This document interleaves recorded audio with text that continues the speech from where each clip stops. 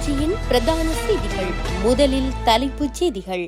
தமிழரசு கட்சியின் வேட்பாளர்கள் அறிவிப்பு. களமிறக்கப்பட்டுள்ள புதிய முகங்கள். சுமந்திரனால் அழிவு பாதையில் தமிழரசு கட்சி. அதிரடியாக பதவி விலகிய KV தவராசா. தமிழ் கட்சிகளின் செயல்.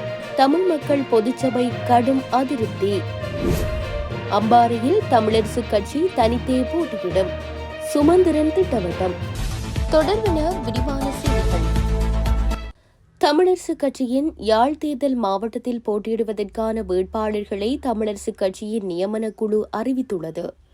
எதிர்வரும் நாடாளுமன்ற தேர்தலில் போட்டியிடுவதற்கான தமிழரசு கட்சியின் வேட்பாளர்களை இறுதி செய்வதற்கான நியமன குழு வவுனியாவில் நேற்று கூடியது. இதனடிப்படையில் யாழ்ப்பாணம் மற்றும் கிளிநொச்சி மாவட்டங்களுக்கான வேட்பாளர்களாக முன்னாள் நாடாளுமன்ற உறுப்பினர்களான சிவஞானம் ஸ்ரீதரன், MA சுமந்திரன், SC இளங்கோவன், கேசவன் சைந்தன், சந்திரலிங்கம் சுகிர்தன், சுரேகா சசீந்திரன், இம்மானுவேல் ஆர்னோல்ட், கிருஷ்ணவேணி ஸ்ரீதரன் மற்றும் தியாகராஜா பிரகாஷ் ஆகியோர் நியமிக்கப்பட்டுள்ளனர். மட்டக்களப்பு மாவட்டத்தில் முன்னாள் நாடாளுமன்ற உறுப்பினர் இரா சாணக்கியன், கட்சியின் இளைஞரணி தலைவர் கிருஷ்ணபிள்ளை சியோன், முன்னாள் மேயர் தியாகராஜா சரவணபவன் மற்றும் வைத்தியர் ஸ்ரீநாத் ஆகியோர் தற்போது நியமிக்கப்பட்டுள்ளனர். மேலும் இருவர் மட்டக்களப்பு மாவட்ட கிளையுடன் கலந்துரையாடி இறுதி செய்யப்படும் என தெரிவிக்கப்பட்டுள்ளது. இலங்கை தமிழரசு கட்சியின் அனைத்து பதவி மற்றும் பொறுப்புகளில் இருந்தும் விலகுவதாக ஜனாதிபதி சட்டத்தரணி KV தவராசா தெரிவித்துள்ளார். இதன்படி இலங்கை தமிழரசு கட்சியின் கொழும்பு கிளை தலைவர் பதவி, இலங்கை தமிழரசு கட்சியின் சட்டக்குழு தலைவர், மத்திய குழு உறுப்பினர் ஆகிய அனைத்து பொறுப்புகளில் இருந்தும் விலகுவதாக அவர் அறிவித்துள்ளார். நேற்றைய தினம் அறிக்கையொன்றின் மூலம் அவர் இதனை தெரிவித்துள்ளார். குறிப்பாக தமிழரசு கட்சியின் வேட்பாளர் நியமனத்திற்காக விண்ணப்பங்கள் கோரப்பட்டிருந்த போது அதில் யாழ் கிளிநொச்சி தேர்தல் மாவட்டத்தினுடைய மற்றும் கொழும்பு வாழ் மக்களினுடைய கோரிக்கைகளுக்கு அமைவாக தான் விண்ணப்பத்தை கொடுத்திருந்ததாகவும் அதனை எந்தவொரு காரணமும் இல்லாமல் சுமந்திரன் நிராகரித்துள்ளதாகவும் அவர் குறிப்பிட்டுள்ளார். மேலும் சுமந்திரன் தான் சார்ந்த அணியை வேட்பாளர் பட்டியலில் தெரிவு செய்து கட்சிக்காக தொடர்ச்சியாக பாடுபடுகின்ற மிக முக்கியமான திறமைசாலிகளை உள்ளடக்காததன் அடிப்படையிலும் தான் நியமிக்கப்பட வேண்டும் என்று கோரிக்கை விடுத்த மக்களுக்கு பொறுப்பு சொல்ல முடியாத கட்டத்தினால் இந்த தீர்மானத்தை எடுத்துள்ளதாக அவர் குறிப்பிட்டுள்ளார். தமிழ் கட்சிகளின் செயல் தேசமாய் ஈழத்தமிழர்களை ஒன்று திரட்டுதல் என்ற உன்னத குறிக்கோளுக்கு முற்றிலும் விரோதமானது என தமிழ் மக்கள் பொதுச்சபை தெரிவித்துள்ளது. நேற்று தமிழ் மக்கள் பொதுச்சபை வெளியிட்ட அறிக்கையிலேயே இவ்வாறு தெரிவித்துள்ளது.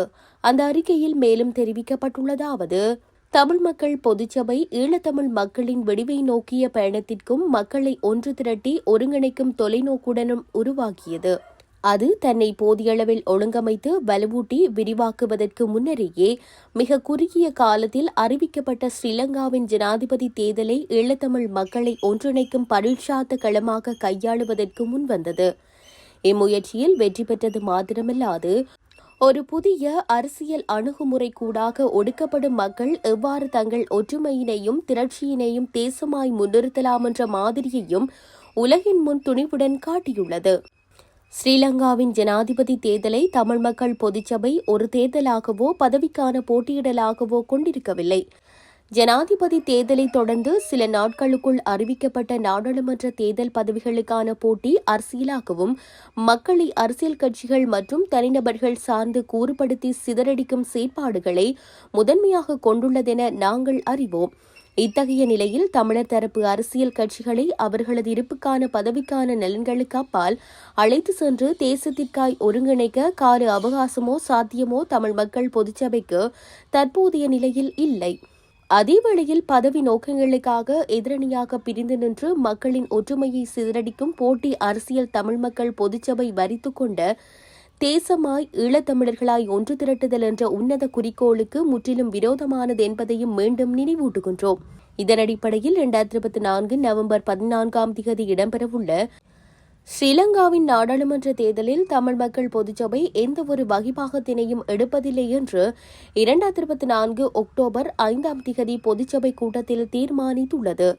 தமிழ் மக்கள் பொதுச்சபையில் அங்கம் வகிக்கும் அனைத்து அமைப்புகளும் இந்த தேர்தல் தொடர்பாக பொருத்தமான தீர்மானங்களை தங்கள் அமைப்பு சார்ந்து மேற்கொள்ளுமாறு ஊக்குவிக்கப்படுகின்றார்கள். இந்த தேர்தலின் பின்பு தமிழ் மக்கள் பொதுச்சபை வலுவூட்டப்பட்டதாகவும் விரிவுபடுத்தப்பட்டதாகவும் ஈழத்தமிழர் தேசத்தை கட்டமைப்பதற்காக மக்களை ஒன்று திரட்டும் தனது குறிக்கோள் நோக்கிய பணியில் தளராது பயணிக்கும் என்பதையும் இவ்விடத்தில் உறுதியாக தெரிவிக்கின்றதென தெரிவித்துள்ளது.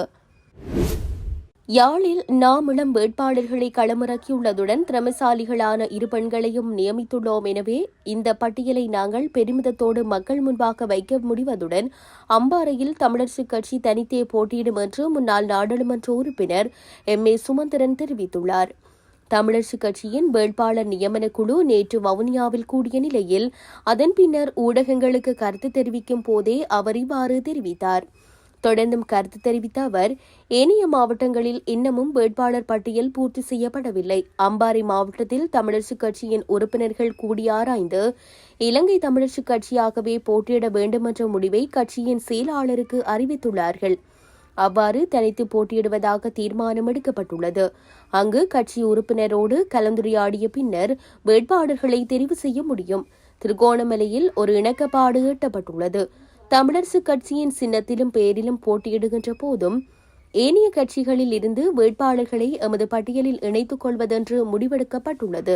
வேட்பாளர் தெரிவு தொடர்பில் கட்சியின் பல உறுப்பினர்கள் கோரிக்கைகளை விடுத்துக் கொண்டிருக்கின்றார்கள். ஒவ்வொரு உறுப்பினர்களும் கேட்கின்றபடி கூட்டங்களை கூட்டிக் கொண்டிருந்தால் 24 மணித்தியாலங்கள் போதாது. மத்திய செயற்குழு இந்த நியமன குழுவை நியமித்தது. நியமன குழுவிற்கு ஒரு பொறுப்பு வழங்கப்பட்டுள்ளது. இம்முறை புதியவர்களுக்கு இடம் கொடுக்க வேண்டும் என்ற வகையில் நாட்டிலேயே ஒரு மாற்றம் இடம்பெற்றுள்ளது. எமது மக்களும் அவ்வாறான எதிர்பார்ப்பில் இருக்கின்றார்கள். எனவே அதனை கருத்தில் கொண்டு தீர்மானம் நிறைவேற்றப்பட்டதென தெரிவித்துள்ளார். இத்துடன் செய்திகள் யாவும் நிறைவு பெறுகின்றன. மேலதிக செய்திகளை அறிந்து கொள்வதற்கு www.tamilaram.com எனும் இணையதளத்தை பார்வையிடுங்கள்.